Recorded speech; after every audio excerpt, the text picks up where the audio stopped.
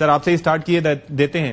یہ ہم بات کرتے رہے ہیں اکثر، جس طرح سے میں اجیت دوول کا حوالہ دے رہا تھا، پہلے بھی میں بات کیا کرتا تھا، لیکن D G I S P R نے بھی، ایک شخص جو ایک ملک کا نیشنل سیکورٹی ایڈوائزر ہے اور وہ دوسرے ملکوں میں ٹیررزم کو اسپانسر کر رہا ہے، بلکہ اس کو پھیلانے میں اس کا بڑا اہم رول ہے، تو ایسے ملک سے کیوں کر بات ہو سکتی ہے؟ کیسے آپ اینٹیسپیٹ کر سکتے ہیں کہ وہ امن کی بات کرے گا یا خواہش رکھے گا؟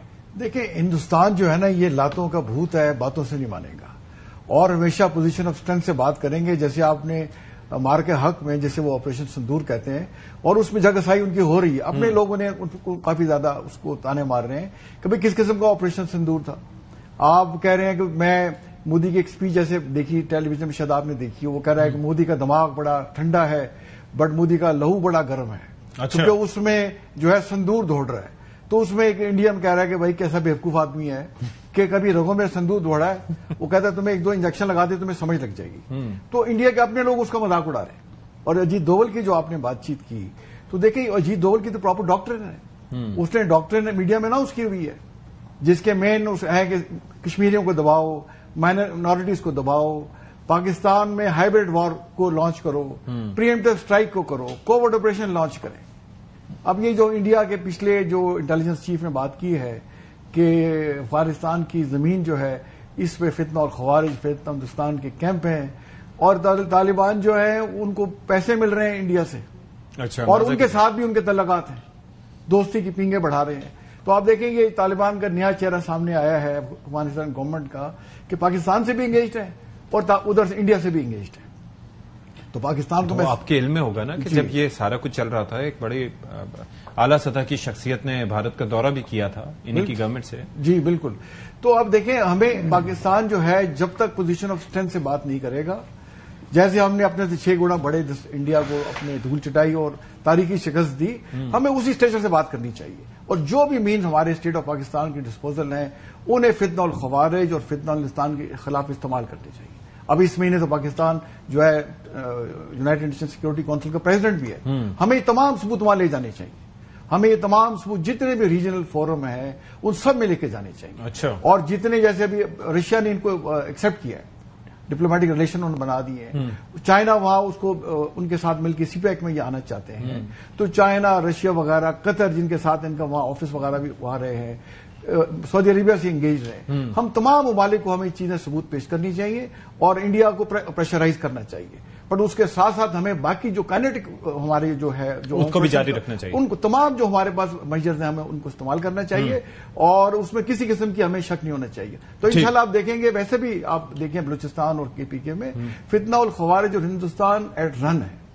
ان کی کارروائی کافی کم ہو چکی ہیں، اور ہمیں چاہیے کہ اب جو سپورٹ کرتے ہیں، اگر کہیں رپورٹ آتی ہے کہ فتنہ ہندوستان یا فتنہ الخوارج کے گاڑیوں میں لوگ پھر رہے تھے، تو جو سمپتھائزر، بیٹر فیسیلیٹیٹر ہیں انہیں سزائیں دیں. اور بڑا کلیئر ہونا چاہیے. لاسٹ میں اس پہ انکلوڈ کرتا ہوں کہ ہمیں اسپیشل لیجسلیشن کرنی چاہیے کہ ود ان ڈیز ڈیسائیڈ کریں. اگر کوئی ٹائم ہفتے کے اندر ڈیسائیڈ کریں، ہفتہ ڈیٹ میں سزائیں ان کو دیں. تو دیکھیں کیسے یہ چیزیں ختم نہیں ہوتی. اختیار صاحب، ایک تو یہ کہ ایک نیشنل سیکورٹی ایڈوائزر کا اس طریقے سے ملوث ہونا، ظاہر ہے ہم تو پہلے بھی اس جانب بات کرتے رہے.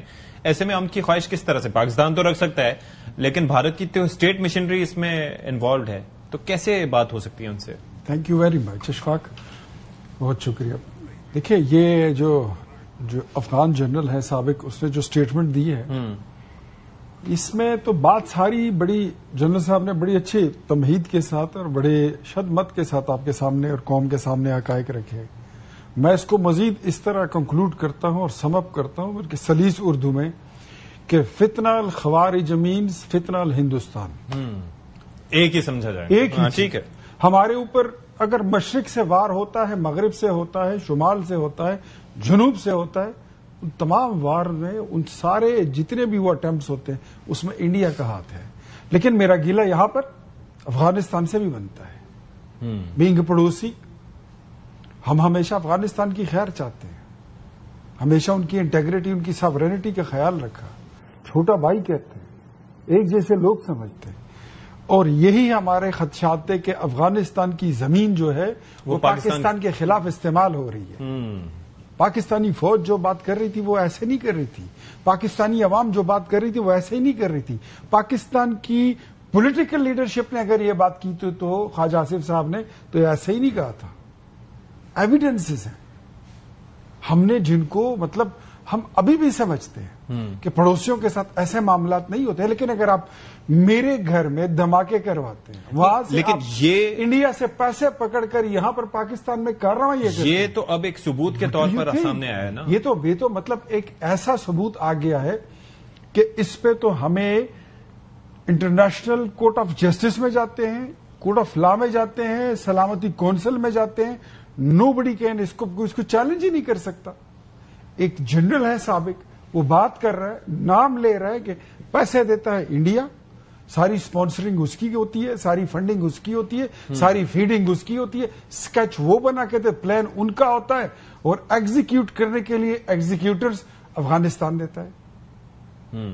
سر یہ تو دونوں ملکوں نے جو مل کے پاکستان میں ایک پراکسی وار شروع کی ہے, تو میرے خیال میں یہ دس از سم تھنگ ویری سیریس. اور اس پہ جس طرح جن طارق نے کہا میں بالکل انڈورس کرتا ہوں کہ اب یہ اس کو لمبا ٹائم نہیں دینا چاہیے, چاہے بات ہو, مذاکرات ہو, جو بھی اس کا حل ہو, کسی نقطے پر کسی میز پر بیٹھ کر یہ بات چیت ختم کرنی چاہیے, لائن ڈرا کرنی چاہیے کہ the things have been proven, اور آپ لائن کے اس پار یا اس پار.